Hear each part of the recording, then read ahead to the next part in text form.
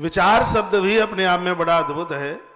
विचार किसे कहते हैं? विचार चित्त की उस शक्ति का नाम है संदिग्ध वस्तु अथवा जिज्ञासमान विषय को लेकर प्रमाण पूर्वक तत्व की परीक्षा की जाती है।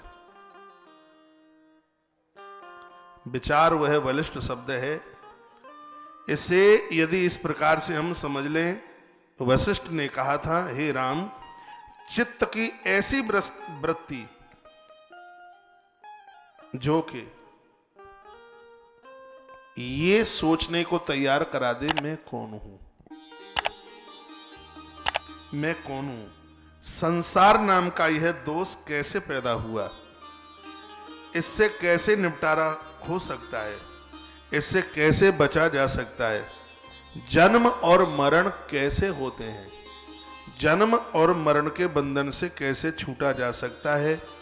इन प्रश्नों में न्यायपूर्वक जो सोच लेता है, इसमें खो जाता है, इसमें उतर जाता है, उसी सोच को विचार के नाम से जाना जाता है। वही विचार है। बिना विचार किए कोई भी तत्व अच्छी तरह नहीं खोजा जा सकता। कंप्यूटर, रेल, हवाई जहाज, नदियों के ऊपर सेतु, ये सब चीजें बनी थी। बनाने वाले की खोपड़ी में सबसे पहले विचार उतर के आया था। विचार के बिना आज तक ना कोई सृजन हुआ, विचार के बिना ना कोई पालन हुआ, और विचार के बिना ना किसी का उद्धार हुआ।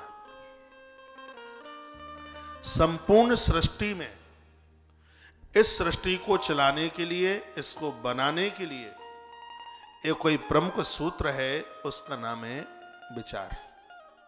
व्यक्ति को विचारक होना चाहिए।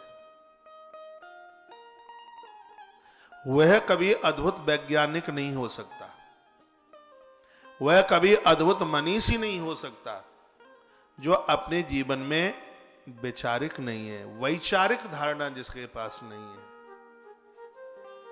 एक दिव्य सोच का नाम ही विचार है। यहां बैठ करके एक दूरदर्शी चीज की सिर्फ कल्पना ही नहीं करना, उसको अपने आप में उतार देना। हे राम, ये विचार शब्द की व्याख्या है।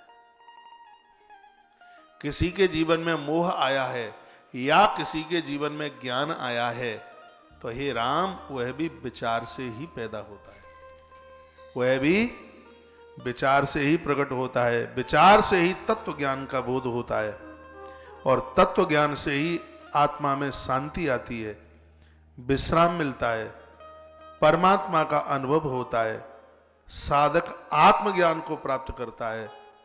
हे राम, यदि उसमें कुछ है तो उसमें एक विचार की बहुत बड़ी महिमा है। इसलिए व्यक्ति महापुरुषों के पास में जब बैठता है तो यहां तक कि उसकी कुंडलिनी जागृति हो जाती है। कुंडलिनी जागृति की बात आप आगे के पन्नों में सुनेंगे। क्या हो गया था, क्या हो रहा है और आगे क्या होने वाला है, उस विचारक को इस बात का आभास हो जाता है। क्या सुंदर बात कही गई है। जब करने से, योग करने से, ध्यान करने से नकारात्मक ऊर्जा खत्म होती हुई और उसके अंदर सद्विचारों का आना आगमन हो जाता है। और जब किसी के जीवन में वो सद्विचार आते हैं, तब ही धरती का इंसान हे राम भगवान का रूप धारण कर लेता है।